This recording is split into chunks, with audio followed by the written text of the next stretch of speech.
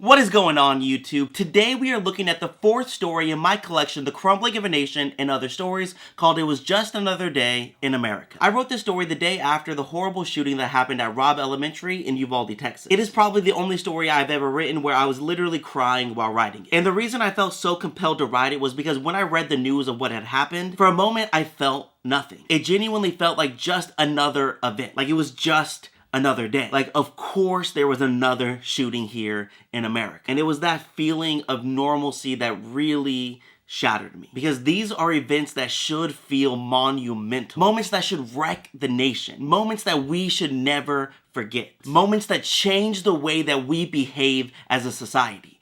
And yet, it was just another day. It was just another tragedy. Another tragedy that we as a nation would do nothing about. It was something we had come to accept. That school shootings are just something that happens here in America. And so when I wrote this story, it was those emotions that I wanted to capture. The emotions of mothers saying goodbye to their children, not knowing if they would make it home. The emotions children experience at school, knowing that something like this might happen. And the emotion of it just being another day. Here is a sneak peek of the story. It was just another day in America when Jasper's mother woke him up for school. He got out of bed, he showered, he dressed in the clothes laid out for him, then he went downstairs and ate a bowl of cereal. As his mother walked him to the door, she held in her hand a thick leaden vest. She knelt down before him and asked, "Do you remember the combination to your bunker?" He held his arms up as his mother slid the vest over his head and nodded.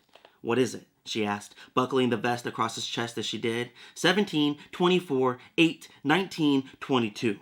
"And what do you do when you get inside?" "I don't say a word." "That's right. You don't say a word."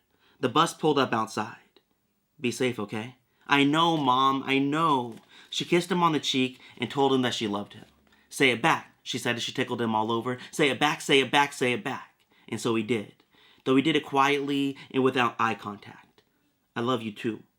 His mother kissed him again on the cheek and pushed him out the door, toward the bus. She watched him as he went, praying she would get to see him again. On the bus, every kid wore a vest similar to his, as did the bus driver. On the dashboard, hidden behind a thin layer of glass, was an emergency gun.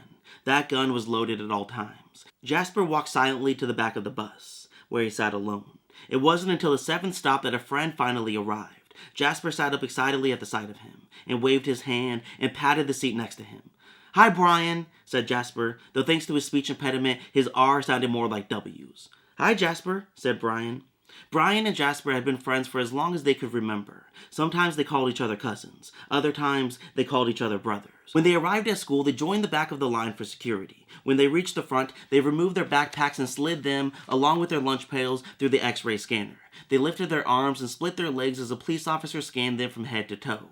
The school day began as it always did, with students being ordered to stand by an omnipresent voice over the loudspeaker. "Everybody stand," demanded that voice. "Place your hand over your heart," the voice said next. "Ready? And begin."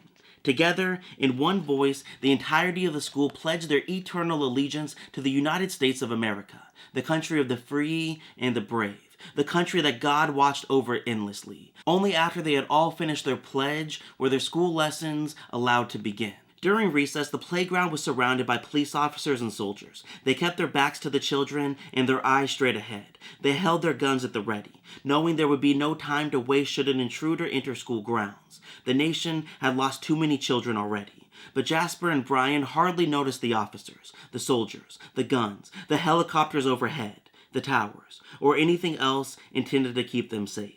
They cared only about the four-square court they sprinted to. If you would like to hear the rest of this story or any stories like it, my book, The Crumbling of a Nation and Other Stories, is available on Amazon, Barnes & Noble, the TikTok Shop, and Audible. And if you're interested in hearing more sneak peeks and the inspirations behind my stories, make sure to hit subscribe. You can also find me on TikTok, Instagram, and Blue Sky. Thank you for watching, and I'll see you next time.